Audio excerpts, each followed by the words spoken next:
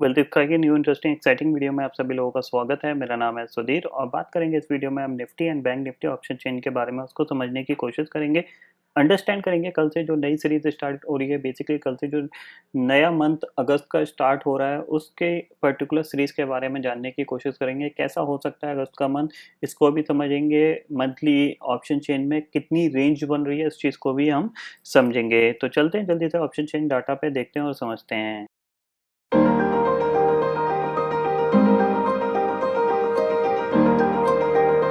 Finally दोस्तों मैं आ गया हूँ एनएससी की वेबसाइट पे, जहाँ पे हम Nifty and bank Nifty option chain data समझने की कोशिश कर रहे हैं। तो सबसे पहले देखो बात करते हैं आज की क्लोजिंग की। देखो 11,102 पे क्लोजिंग आई है और कह सकते हैं बहुत ही ज़्यादा इंपॉर्टेंट लेवल पे ये क्लोजिंग आई है। अगर ये कल के ट्रेडिंग सेशन में मार्केट अगर 11,100 का साथ छोड़ता है, उसके नीचे ट्रेड करने लगता है, तो एक बड़ी डाउनसाइड की शुरुआत हो सकती है। यानी बड़ी डाउनसाइड मतलब ज़्यादा बड़ी नहीं, सिर्फ 200 से 300 पॉइंट की, 300 पॉइंट तक की यहाँ पे गिरावट देखने को मिल सकती है निफ्टी के अंदर। इसके पीछे क्या लॉजिक है, क्या रीज़न है, ये सारी चीज़ें मैं आपको बताने की कोशिश करूँगा। तो सबसे पहले देखो कल के वीडियो में मैंने आपको क्या बताया था। कल के वीडियो में मैंने आपको क्लियरली ये चार्ट था, मैंने आपको क्लियरली बताया था कि यहाँ पे एक ब्रेकआउट आया है, ये देख सकते हो कि ये एक ब्रेकआउट आया है। ठीक है, ये परसों के ट्रेडिंग सेशन में ब्रेकआउट आया था। कल हमने क्या किया, ऊपर खुले और नीचे क्लोज हुआ। इसका मतलब क्या हुआ, ये जो ब्रेकआउट था ये ब्रेकआउट फेलियर हुआ। ये दिख रहा है आपको, ये ब्रेकआउट फेलियर हुआ। अब ये फेलियर का कंफर्मेशन कैसे मिलेगा, इस फेलियर का कंफर्मेशन ऐसे मिलेगा जैसे कि मैंने आपको कल बताया था कि कल अगर हम 11,300 के ऊपर निकल जाते हैं, कल अगर हम यानी आज के ट्रेडिंग सेशन में, ये मैंने कल बताया था कि 11,300 के ऊपर निकल जाते हैं, तो इट मीन ये जो फेलियर है वो फॉल्स था, मार्केट सस्टेन कर जाएगा ब्रेकआउट का। क्यों ऐसा मैंने बताया था, क्योंकि यहाँ पे बहुत ही ज़्यादा इंपॉर्टेंट लेवल बन गया था 11,300 का। क्योंकि एक तो ब्रेकआउट हुआ, ब्रेकआउट पे क्या होता है, ज़्यादातर पोजीशंस ज़्यादा बन जाती हैं मार्केट के अंदर। क्योंकि ब्रेकआउट होता है भाई 6 ट्रेडिंग सेशन का, अगर कंसोलिडेशन का ब्रेकआउट आ रहा है तो मार्केट, इट मीन्स मार्केट 200 से 300 पॉइंट मूव दे सकता है, तो लोग एग्रेसिवली पोजीशन बनाते हैं। जब वो एग्रेसिवली पोजीशन बन जाती है और फिर मार्केट में वो ब्रेकआउट फेलियर हो जाता है, तो वो पोजीशन का प्रेशर ही मार्केट को नीचे ले आता है। ये चीज़ मैंने क्लियरली आपको बताई थी कि मार्केट में अगर ये 11,300 को सस्टेन नहीं कर पाया और नहीं निकाल पाया, तो बहुत ही तेज़ी से मार्केट नीचे आ सकता है। क्योंकि ये डबल प्रेशर बन जाता है। डबल प्रेशर कैसे बन गया कि एक तो ऊपर से जो सेलर सेल कर रहे हैं 11,300 के ऊपर नहीं जाने दे रहे हैं, उनका प्रेशर, प्लस 11,300 ना सस्टेन कर पाने की वजह से जिन लोगों ने लॉन्ग किया है वो अपनी पोजीशन स्क्वायर ऑफ कर रहे हैं, उनका प्रेशर। तो डबल प्रेशर मार्केट को झेलना पड़ रहा है। तो वही आप देख रहे हो कि यहाँ पे देखो कि मार्केट ऊपर की साइड जाने की कोशिश कर रहा था, लेकिन धीरे धीरे सेलिंग प्रेशर ही आता रहा। फिर यहाँ पे आप देखो कंटिन्यूसली फिर धीरे धीरे मार्केट नीचे ही शिफ्ट होता रहा। जैसे जैसे मार्केट नीचे आता गया, उसके बाद मार्केट में ऑटोमेटिकली अपने आप ही गिरावट आना स्टार्ट हो गई। क्यों आना स्टार्ट हो गई, इसके पीछे का सिंपल सा, जिन लोगों ने अपनी लॉन्ग पोजीशन बनाई थी इस पर्टिकुलर सीरीज के लिए, जाहिर सी बात है उसकी एक्सपायरी आज है, तो जितनी जल्दी वो अपनी पोजीशन को स्क्वायर ऑफ करेंगे उतना ही उनको कम लॉस होगा। तो वही आप देख रहे हैं, ये जो शार्प सेलिंग देखने को मिली है, ये शार्प प्रेशर जो देखने को मिला है, ये इसी वजह से देखने को मिला था। मार्केट में सबसे अच्छा पॉइंट यहाँ पे सेलिंग के लिए था। क्यों था, क्योंकि आप देखो अगर किसी ने यहाँ पे शॉर्ट बनाया है तो उसका स्टॉप लॉस कितना है, 11,350। 11,350 के ऊपर निकले वो अपना शॉर्ट काट लेगा। 50 पॉइंट का सिर्फ या 60 पॉइंट का, इवन मैं कहता हूँ 11,400 का भी स्टॉप लॉस है, तो वो स्टॉप लॉस बहुत छोटा है। लेकिन डाउन साइड कितनी है, इजीली आप देख सकते हो कि डाउन साइड करीब करीब अगर देखा जाए तो 10,900 तक की तो डाउन साइड ईजिली है। यानी 400 पॉइंट आपको ऑलमोस्ट ऑलमोस्ट 1:4 का रिस्क रिवार्ड रेशो आपको मिल रहा है। अब बहुत से लोग ये भी कहते हैं कि अरे आपने तो ये बताया ऐसा मार्केट में हो गया इसलिए आप एनालिसिस कर रहे हो, और आपने तो ये चीज़ मैंने कल बोली थी कि अगर ब्रेकआउट फेलियर होता है, ब्रेकआउट फेलियर होता है तो आपको एक बड़ी गिरावट देखने को मिल सकती है। आज निफ्टी 100 पॉइंट ऊपर ट्रेड कर रहा था, 100 पॉइंट नीचे बंद हुआ है, और इस ब्रेकआउट फेलियर से पहले की पोजीशन भी मैंने अपनी बनाई थी, क्योंकि मेरे को ऐसा लग रहा था कि ये ब्रेकआउट फेलियर हो सकता है। तो इसीलिए मैंने एक पोजीशन, छोटी सी पोजीशन बना के, एक पोजिशनल है ये, आप देख सकते हो डायरेक्ट फ्यूचर, आज के टाइम में डायरेक्ट फ्यूचर को लॉन्ग और शॉर्ट करने में थोड़ा सा रिस्क है, क्योंकि आप सभी को पता है कोविड के रिलेटेड कोई भी news over the night market को 5% ऊपर 5% नीचे कर सकती है। तो आप फ्यूचर में ट्रेड नहीं कर सकते इतने। और दूसरी चीज़ है कि फ्यूचर में क्या होता है कि अगर आप एक फ्यूचर लॉन्ग कर रहे हो या शॉर्ट कर रहे हो तो आपको मार्जिन ज़्यादा देना पड़ता है। तो यहाँ पे मैंने देखो 198 पे 11,000 की पुट खरीद ली थी, 11,000 की पुट खरीद ली थी और करेंटली 198 पे गई थी और 251 का क्लोजिंग है। अगस्त की है ये, लास्ट सीरीज की, ठीक है। इसको मैंने होल्डिंग के लिए खरीदा है। अभी मैंने इसमें एग्रेसिवली बाइंग नहीं करी है, ध्यान रखना, ये एग्रेसिवली बाइंग नहीं है, ये सिर्फ मैंने पोजीशन इसलिए बना ली है कि ताकि मेरे को ये चीज़ का अंदाज़ा रहे कि यहाँ पे अगर ब्रेकआउट फेलियर हो रहा है तो मेरे को किस लेवल पे जाके एग्रेसिवली पोजीशन बनानी है, ठीक है। तो ये पोजीशन मैंने सुबह ही बना ली थी।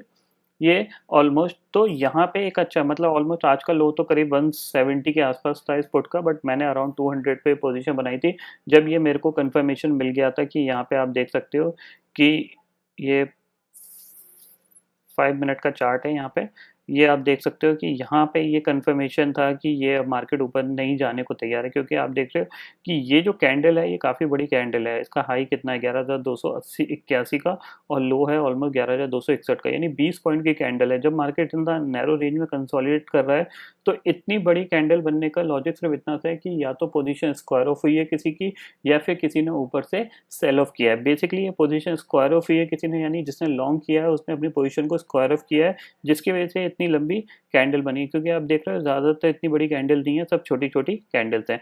उसके बाद मार्केट ने इस लेवल के ऊपर नहीं गया, तो ये मेरे को यहाँ पे कंफर्मेशन मिल गया कि अब मार्केट नीचे जाने को तैयार हो रहा है। तो मैंने अपनी पोजीशन बना ली थी, वो छोटी पोजीशन है। एग्रेसिवली पोजीशन कंपनी की, ये चीज़ भी मैं आपको बता देता हूँ। और ये मैंने आपको कल क्लियरली बता दिया था कि मार्केट में ये फॉल्स ब्रेकआउट अगर होगा तो तेज़ी से गिरावट आ सकती है, उस गिरावट का फ़ायदा आप लोगों को मिलना चाहिए। इंट्राडे में भी एक काफ़ी अच्छा प्रॉफिट मिला है, ये पोजिशनल है इसलिए मैं आपको बता रहा हूँ, क्योंकि बहुत से बोलते हैं ना कि आपने पोजीशन बनाई नहीं थी, ये पोजीशन है, इसमें एग्रेसिवली जो पोजीशन बनेगी मैं आपको वो भी बताऊंगा।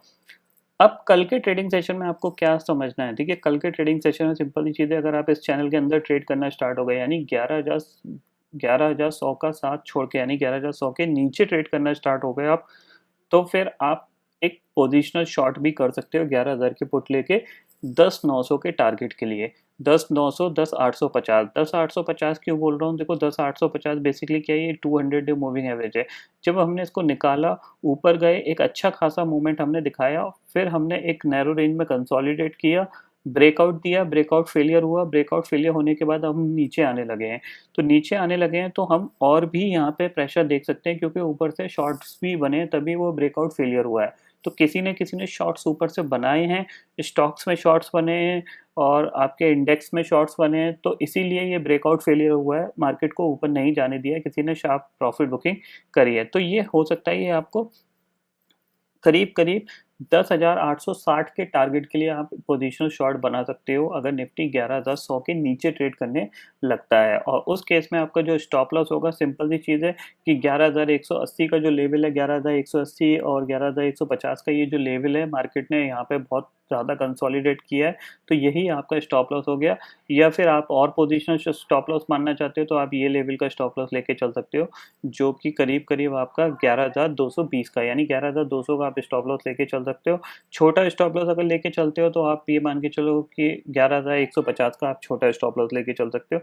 टारगेट क्लियरली मैंने आपको बता दिया 10,850 का होगा, और ये पोजिशनल शॉर्ट है क्योंकि मैंने मंथली वाली पुट ली है, मैंने कोई वीकली नहीं ली है। तो इस चीज़ को आप ध्यान रखिएगा। हो सकता है कि 2-3 दिन में मार्केट गिर जाए, हो सकता है कल गिर जाए, या ये भी हो सकता है कि मार्केट ना गिरे।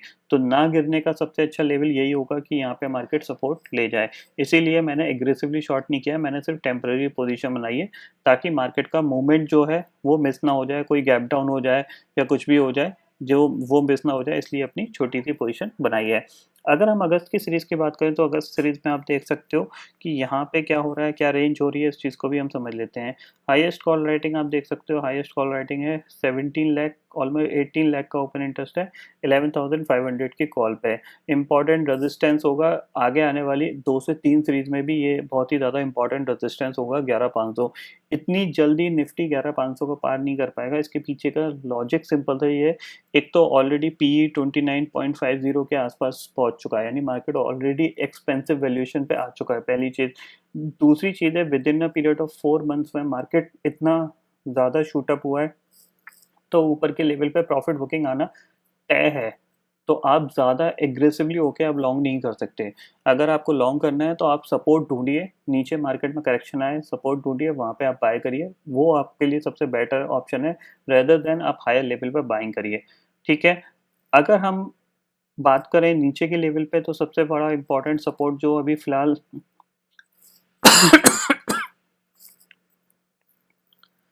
सॉरी, सबसे इम्पोर्टेंट सपोर्ट जो फिलहाल दिख रहा है वो 11,000 का दिख रहा है, आपको दिख रहा है 30 लाख का ओपन इंटरेस्ट यहाँ पे खड़ा हुआ है। और इसके बाद जो ओपन इंटरेस्ट है, ध्यान से सुनिएगा, इसके बाद जो ओपन इंटरेस्ट है वो है 10,000 के लेवल पे।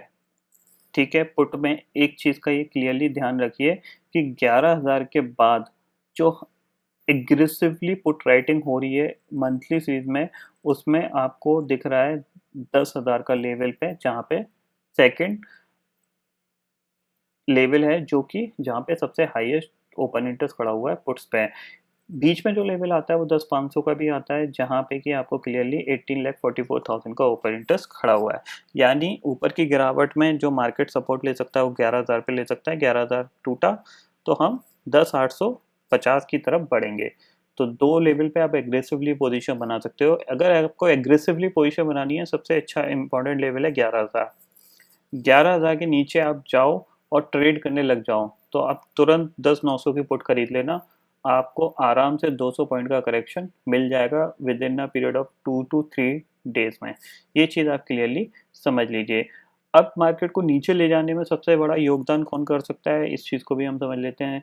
देखो, मार्केट को नीचे ले जाने का सबसे बड़ा योगदान बैंक निफ्टी कर सकता है। क्यों कर सकता है? तो देखो, इसके पीछे लॉजिक है। पहली चीज़ कि अगस्त में कुछ बैंकिंग को लेके एक दो इवेंट्स हैं। पहला है आपका, हो सकता है मॉरेटोरियम का जो बेसिकली कि इंक्रीज होगा नहीं होगा, इस चीज़ पे कोई ना कोई अपडेट आएगा, पहली चीज़। दूसरी चीज़ है, जो इंटरेस्ट के ऊपर सुप्रीम कोर्ट में जो केस चल रहा था उसकी भी हियरिंग आपको अगस्त में होती हुई दिखाई देंगी। तीसरा, आपको जो टेलीकॉम के जो ड्यूज का जो केस है वो भी आपको अगस्त में होता हुआ दिखाई देगा। तो बैंकिंग को लेके काफ़ी ज़्यादा न्यूज़ फ्लो रहेगा, तो इसीलिए यहाँ पे हो सकता है बैंकिंग में और तेज़ी से करेक्शन आए, क्योंकि मेन जो इम्पोर्टेंट केस है वो इंटरेस्ट को लेके ही है कि इंटरेस्ट जो वेव करने का, जो मॉरेटोरियम पीरियड में जो इंटरेस्ट चार्ज हो रहा था उसको रिमूव करने के लिए जो केस चल रहा है वो इम्पोर्टेंट लेवल है। दूसरी चीज़ है, अगर हम ये ट्रेंड लाइन देखें तो ये एक लॉन्ग टर्म ट्रेंड लाइन है बैंक निफ्टी की, जो रिसेंटली लो बनाया था उसके हिसाब से। तो इसके नीचे बैंक निफ्टी सिर्फ और सिर्फ ये जो न्यूज़ आई थी मॉरेटोरियम जब दोबारा से लगाया गया था 3 महीने के लिए, तब ये ब्रेकडाउन आया था और इसके नीचे हम गए, फिर इसने इसको ब्रेकआउट देके उसके बाद दोबारा इसके नीचे नहीं गया था। आप देख रहे हो कंटिन्यूसली इसके ऊपर बैंक निफ्टी ने क्लोजिंग दे दी थी। लेकिन जब हमने ये 27 तारीख को जब ये ब्रेकडाउन हुआ और इसके नीचे क्लोजिंग आई, तो फिर आप देख रहे हो कि बैंक निफ्टी ने इसके ऊपर क्लोजिंग नहीं दे पाए। देखो, यहाँ पे भी हमने इसको निकालने की कोशिश करी थी, नहीं दे पाए। फिर हम कल भी इसके ऊपर गए, नहीं दे पाए, और आज हमने ये गिरावट देख ली। तो कहीं ना कहीं बैंक निफ्टी तैयार हो रहा है 20,000 के लेवल पे गिरने के लिए, तो आप इसको भी थोड़ा सा फोकस रखिए। अभी जो फिलहाल टारगेट दिख रहा है 21,000, 21,000 का तो क्लियर कट दिख रहा है। 21,000 टूटेगा तो फिर 20,000 के लेवल तक बैंक निफ्टी गिर सकता है, क्योंकि बैंकिंग स्टॉक्स भी अगर देखे जाए तो वीक ही हैं काफ़ी ज़्यादा। सबसे पहले मार्केट में अगर गिरावट आती है तो बैंकिंग स्टॉक्स ही सबसे पहले गिरते हैं। तो अगर इसको संभलना है तो इसी लेवल पे संभल सकता है। अगर ये इस लेवल पे नहीं संभल पाया, 21,000 की तरफ बढ़ना स्टार्ट कर दिया, तो ये भी निफ्टी को नीचे ले जा सकता है। निफ्टी में जो सबसे बड़ा अगर देखा जाए तो ज़्यादातर स्टॉक निफ्टी को जो ऊपर होल्ड किए हुए हैं उसमें सबसे बड़ा कंट्रीब्यूटर आपका रिलायंस है। और रिलायंस में जैसा कि आज रिजल्ट आ गए, अब क्या होगा कि जो सारी चीज़ें रिलायंस में फैक्टर धीरे धीरे हो रही हैं, तो कहीं ना कहीं उस स्टॉक्स में भी प्रॉफिट बुकिंग आएगी, क्योंकि with in a period of 3 months में स्टॉक कहाँ 850 का लो बना के और 2,200 रुपये तक पहुँच गया। तो उसमें भी कहीं ना कहीं प्रॉफिट बुकिंग आएगी 8, 9, 10%, 15% के आसपास की। तो अगर इतनी प्रॉफिट बुकिंग भी आती है तो निफ्टी ईजिली 300 से 400 पॉइंट करेक्ट हो सकता है। तो इसीलिए मैं ऊपर हायर लेवल पे आपको पिछले 2 दिन से कंटिन्यूसली कॉशियस व्यूज दे रहा हूँ कि ऊपर मत खरीदने की कोशिश करिएगा, आप फंस सकते हो।